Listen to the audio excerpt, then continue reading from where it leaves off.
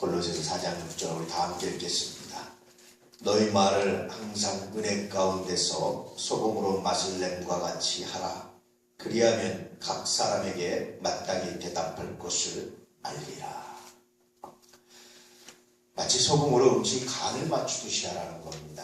싱거우면 좀 더 넣고 짜면 좀 덜 넣고 어떤 일정한 어떤 말을 일정한 패턴이나 일정하게 내가 동일하게 누구에게나 똑같이 할 수 없다는 거예요.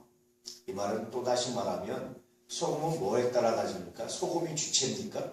아니잖아요. 소금은 보조지 않습니까? 뭐가 주체입니까? 음식을 먹는 사람. 그럼 음식이 필요한 거잖아요. 다시 말하면 말을 내 관점에서 내가 주체적으로 말하지 말고 듣는 상대에 따라 다르게 하라는 거예요. 여러분 복음서가요 4가지가 있잖아요. 마태, 마가, 누가, 요한. 왜 똑같은 얘기를 4번이나 기록했을까? 그런 생각 안 해보셨습니까? 제가 하나 설교했지만 그것은 여러분 똑같은 이야기거든요. 예수님과 똑같은 예수님의 일대기에 관한 것인데 4가지로 말한 이유는 뭐냐면 4가지 스타일의 사람들에게 각각 다르게 말해주고 있는 거예요. 똑같은 얘기를. 이게 복음서입니다. 그뿐인 줄 아십니까? 여러분 구약 성경에 예언서가 굉장히 많잖아요. 소예언서, 대예언서에서 굉장히 많잖아요. 이 이야기가 한 가지를 말해주고 있어요. 예언서들이. 어떤 이야기입니까? 어떤 이야기입니까 여러분?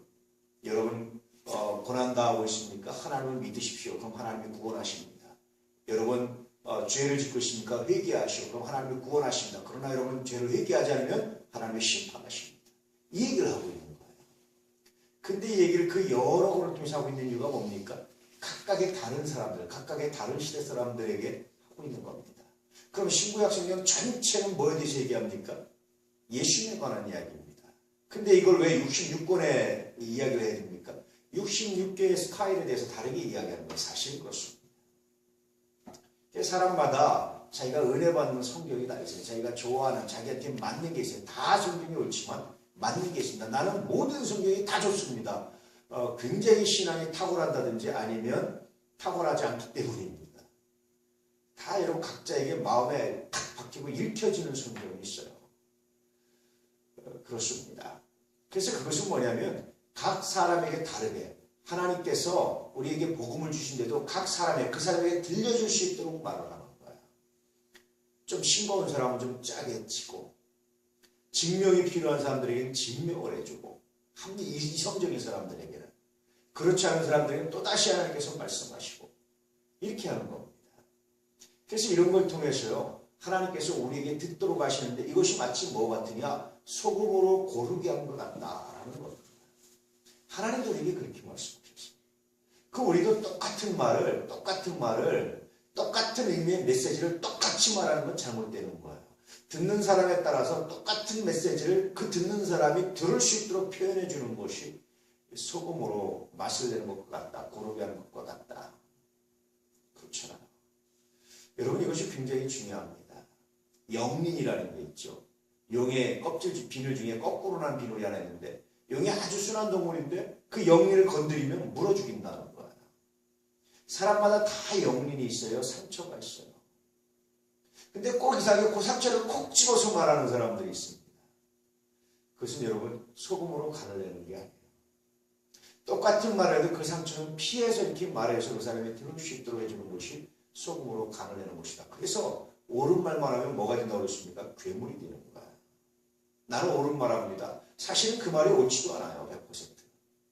옳지도 않을 뿐만 아니라 설사 옳다 하더라도 옳은 말만 하는 것은 괴물입니다. 사실만 말하는 것은 괴물입니다. 여러분 사실만 말하는 사람 옆에 있어보세요. 얼마나 힘든 건지 몰라요. 야, 너 오늘 왜 이렇게 화장이 떴냐? 너 왜 그러냐? 너 왜 부었냐? 뭐 이런 말만 해보세요. 그거 굉장히 사실에도 마음이 아픈 거예요. 그렇잖아요. 그거 듣기 좋은 사람 아무도 없습니다. 듣기 좋은 말도 우리가 한두 번 들으면 질리는데 그렇잖아요. 좀 은혜롭게 그 말을 이렇게 고르게 같이 상처를 덧나지 않게 하면서 말하는 습관 이것이 정말 중요하다는 겁니다. 하나님이 우리를 그렇게 하셨어요.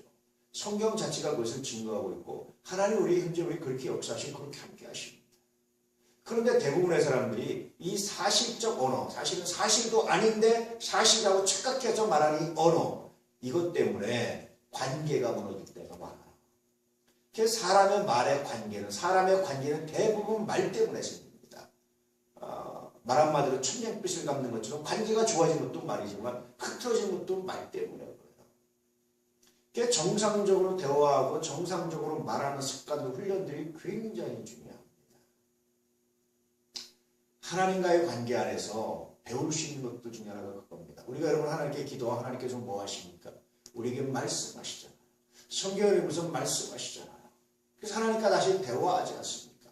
이런 것들이 훈련된 사람은 자연스럽게 이웃과도 옆에 사람들과도 대화하는데 아주 귀한 은혜를 나누고 있다라는 겁니다. 우리가 대화하면서 정말 피해야 될 것들이 하나 있습니다. 자기 생각을 말하는데 꼭 다른 사람을 갖다 붙여대가지고 말하는 사람이 있습니다. 다른 사람도 그렇게 생각해. 남들도 그렇게 생각해. 다 그렇게 생각해. 뭐 이렇게 말하는 것은요. 사실은 굉장히 피해야 되는 겁니다. 남들 얘기 몇 명이나 들어봤어요. 다 안 들어봤잖아. 그냥 자기가 하는 몇 사람. 다가 아니라 내가 하는 몇 사람에 불과하잖아. 그래서 그렇게 말하기보다는 나는 이렇게 생각합니다. 라고 말하는 것이 훨씬 더 의미 있고 소통이 되는 언어 방식이라는 겁니다.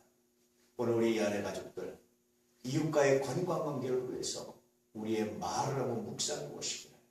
내가 옳은 말에만 집착하고 있는지, 사실은 옳지도 않은데 옳다고 착각하고 있는 건 아닌지, 혹은 내가 덕스러운 말을 위해서 거짓말을 일삼고 있는 건 아닌지, 내 말을 어떻게 하면 내가 옳다고 생각하는 것을 덕스럽게 표현할 수 있는지, 소금으로 간을 고르게 함처럼 그렇게 할 수 있는지, 그렇게 한번 묵상해 보시고, 그렇게 말을 묵상하기 시작하면 삶이 달라지고 관계가 달라지고 우리들 스스로가 우리의 삶의 질 자체가 달라지는 것을 경험하게 될 것이라고 확신합니다. 오늘 이 안의 가족들이 이런 언어를 가지고 하나님께 나아가시고, 이런 언어를 가지고 주의 구원 나타내시고, 이런 언어를 가지고 이웃과의 관계를 건강하게 만들어 가시는 거룩한 은혜, 거룩한 능력이 있기를 주의 이름으로 축복합니다. 기도하겠습니다.